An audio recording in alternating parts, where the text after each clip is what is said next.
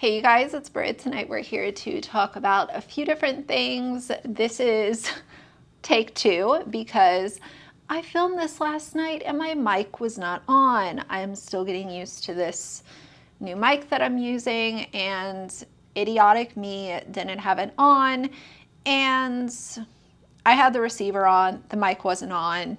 It's a whole thing. Sometimes that happens, no big deal. But if you're interested in hearing my thoughts on a few different things, please keep watching.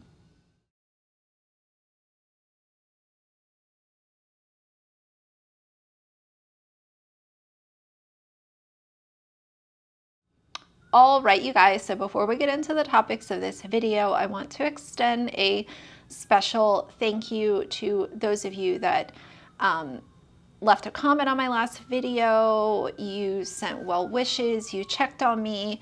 I really appreciate it, and I just want to say I'm good. I think that some of us, when we travel, we miss home, and that's just the way that it is, especially, the last trip that I went on, I was able to take Axel, and it was a road trip, and we had a ton of fun, and it was for personal vacation. It was not for work or anything along those lines. So it's just a completely different purpose. It's a completely different vibe, and I think that a lot of us struggle, and I miss my dog, I miss home, I miss my normal routine, and that's just the way that it is. I am good. I'm not I'm not sad or struggling or anything like that. I think that a lot of us just have an indifferent opinion of traveling for work, and some people love it and some people don't. And I'm just one of those people that likes my routine. I love my home. I love my, schedule and all of that kind of stuff. So I appreciate y'all that checked on me or sent a kind message or email. I really do appreciate it. I am good. It's no cause for concern or anything like that. I just, when I travel too, I don't have all my skincare with me, and it's a whole thing, not, what you're kind of used to. And I'm sure a lot of y'all can understand that fully. So I wanted to put that in the beginning, but let's get into the topics of this video. Now, someone made a really amazing suggestion and said that when I'm covering multiple different topics, to put in chapters to the video. So if someone only wants to hear about this certain part, or if you want to refer back to it, it's easier to find that part in the videos. So I am going to do that for this video. Hopefully I can figure it out. I'm sure I'll be able to.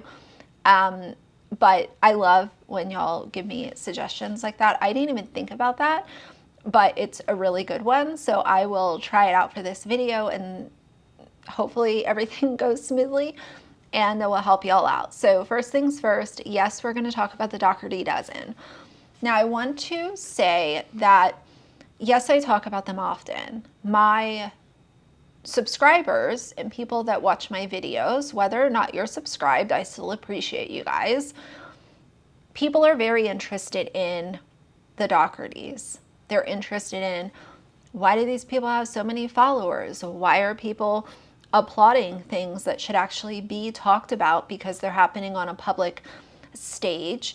There are a ton of problems that surround this family channel, and despite things being portrayed as being wholesome for a while, I think that most people that kind of can have a logical conversation about things that are just unfolding that are not okay. You can look at some things and say, well, this is good, that's good, but most of us can have a normal conversation around certain topics and say, this is just not okay.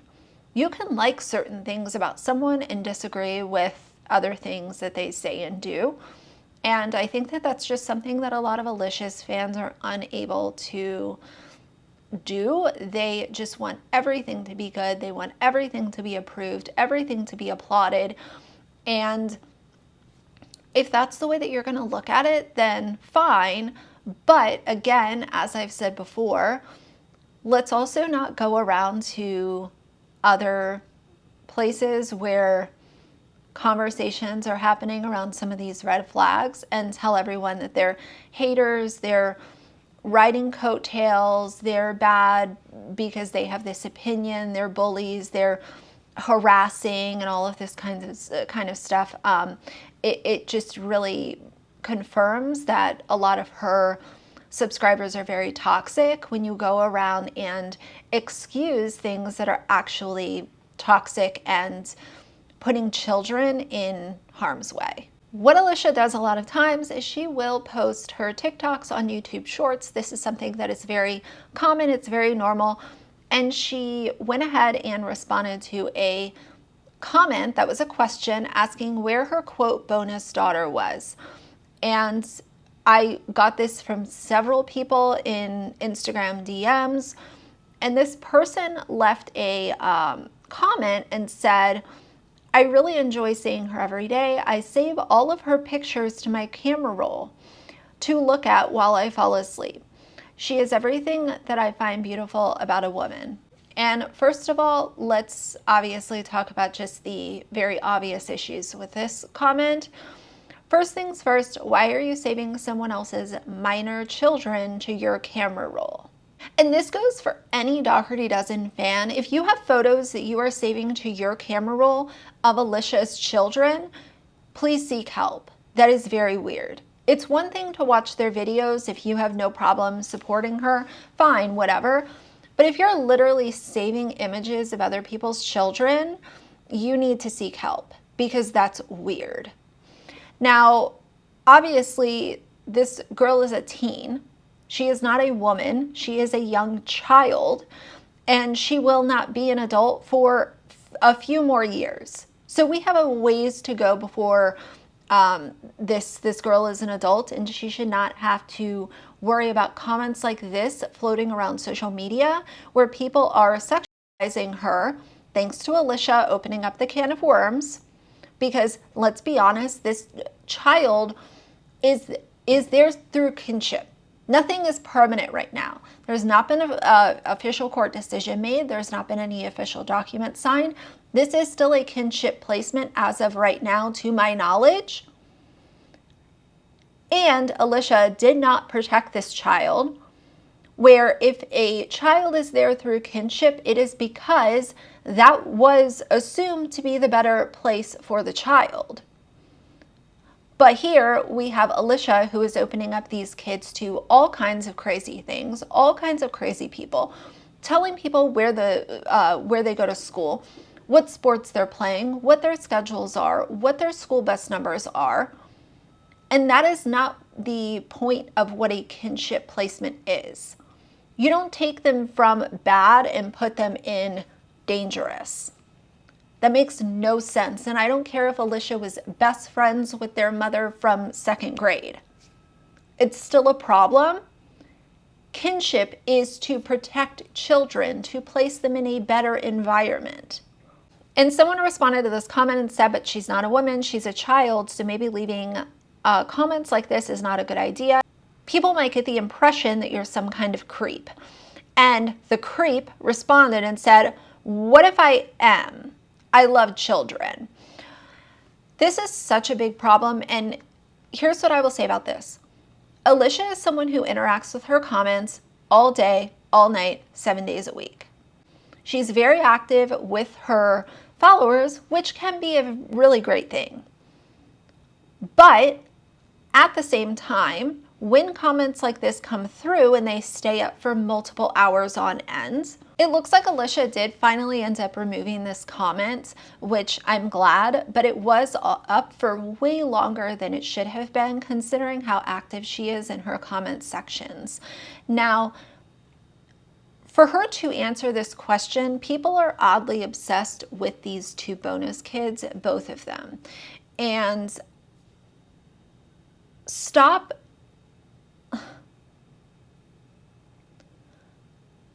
appeasing people's wishes. People are asking for house tours. She'll give you a house tour. People are asking what their schedule is. She will give you the schedule. what day it's so-and-so having horseback riding lessons. She'll respond to it. She does not have that line of what's off limits and what is able to be answered. And because there is nothing off limits, it has given her this line that is just not even visible anymore, where she continues to overshare, and people know where the kids go to school, what sports they're playing, what these sports schedules are, where they're going to be days ahead of when they're going to be there. And the thing that I've said all along is just protect your kids. And I don't understand why that is that's a statement that makes people so angry and so upset. To say protect your kids from weirdos on the internet when you have such a big platform is something that is upsetting to people. And I really don't understand that. It's not, I'm not coming here to say cancel Alicia and, never watch her again. I've never boycotted to tell other people to not ever watch her stuff again. But what I am saying is look at the other side of it. We're here to have a conversation about the other side of her presence. And it's not all cupcakes and rainbows. It is not pure and wholesome and you are kind, you are beautiful. No, Alicia, like you have children with fetal alcohol syndrome and you drink like a fish. You allowed your, teen son to drive home 11 children because you were too tipsy. And as I said before, I don't care if people drink, but when you are standing on this mountain saying, these children, we take the hard ones, we take the difficult ones, these kids could have addiction issues, and you're sitting there downing White Claws every single day, that's a topic of conversation, and people are allowed to have those conversations. If you are so put off by people looking at the other side of her content, then maybe my channel is something that you want to stay away from. Next thing, I'm going to just hit on this real quick because it just made me laugh. Emily E. Baker and Katie Joy are obviously like oil and vinegar. Like they could not be more opposite if they tried. But without a crystal ball, Katie went ahead and went off the other day talking about, this was the most hilarious claim a law tuber made about me, trying to convince their audience, the whole destroying evidence thing. We've been there, done that. Katie bores me.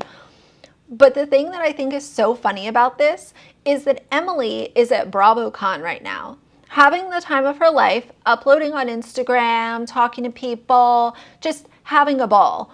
And Katie is over here trying to dissect something that happened so long ago. She's twisting narrative. She's trying to use this to make herself out to be some kind of poor little victim that has been, bullied and pushed into a corner. And I just think it's so funny that Emily ignores her completely. It really makes me laugh. And I think that with this, it's just a reminder that sometimes no response is a very loud response. Sometimes not responding tells people exactly how worthless their opinions are. And I think that Emily exhibits that perfectly. And I think it's absolutely hilarious that, Katie has these little meltdowns sporadically, and Emily is over here just like growing, thriving, having a ball, and I'm here for it, and I think it's really funny. So either way, not to dwell on that for too long, but I just thought that it was very funny. Now, the next thing I want to talk about is Love Meg and her paid platform, lovemeg.video. In honor of Halloween, she went ahead and uploaded some old ghost story that she had put on her YouTube channel. She went ahead and threw it up on her lovemeg.video site. Now, here's how I feel about these paid platforms. If you're going to give people content that can't go onto YouTube, because I know that the community guidelines are, real finicky, and I get that that's frustrating from a creator's stance. If you're really giving people something different, then that's amazing. Like I like to see good creators that are doing something different thrive on other platforms. But with Meg, it's been a money grab since day one. And you're uploading this old content that nobody would care about. Who would care about some old ghost story that most of the people that follow her have already seen because they saw it when it was on YouTube before she took the stuff down to put it on a paywall site? So you're not giving anyone anything that is worth 5 cents, and that's my opinion, and I'm not telling you to not do it. But with all of the toxicity and snapping off and it being downright rude to her own subscribers, to have the audacity to put this old stale content on her paywall site, I just thought was confirmation of what we've all been saying, and that's why I kind of laugh at it. But I just thought that it was funny. And then to double down, she went ahead and put on her Abundantly Meg Instagram this inspirational quote that someone else had created. Now, as a reminder, Love Meg is charging thousands of dollars to people as a monthly fee to give them financial advice, life advice, whatever advice you might need. And we've had the conversation before. Again, this is just another way to grab money, to try to increase her bottom line. And my whole thing with this is you are acting like you have it so put together. Your presence would say otherwise. And now you can't even like make content that is original. Why don't you put something on a postcard?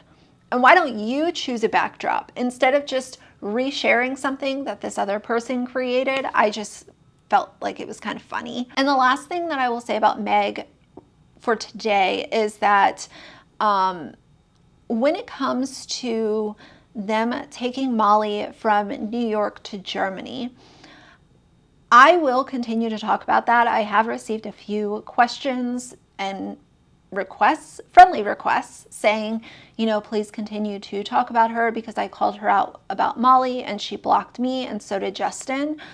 So I understand the frustration, and most of y'all understand that I'm just someone who's very passionate about dogs.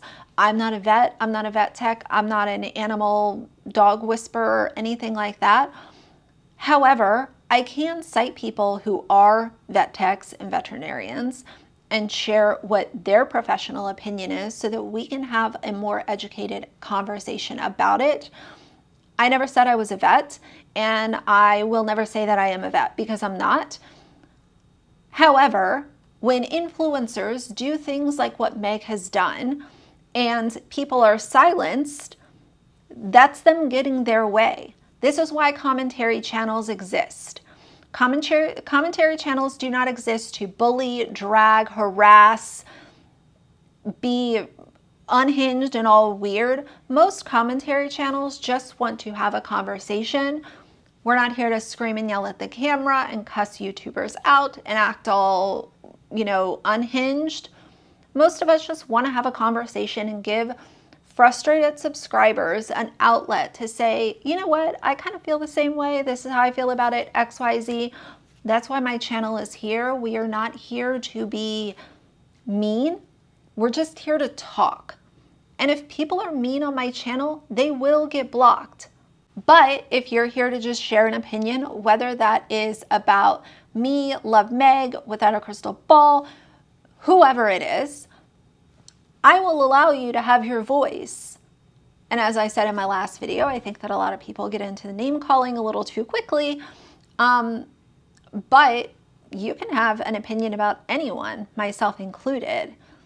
Let's just have an educated conversation about it and not turn into, you know, mean girls on the playground, because I have a zero tolerance for that, as y'all know. Very last thing I want to hit on super quick is Def Noodles.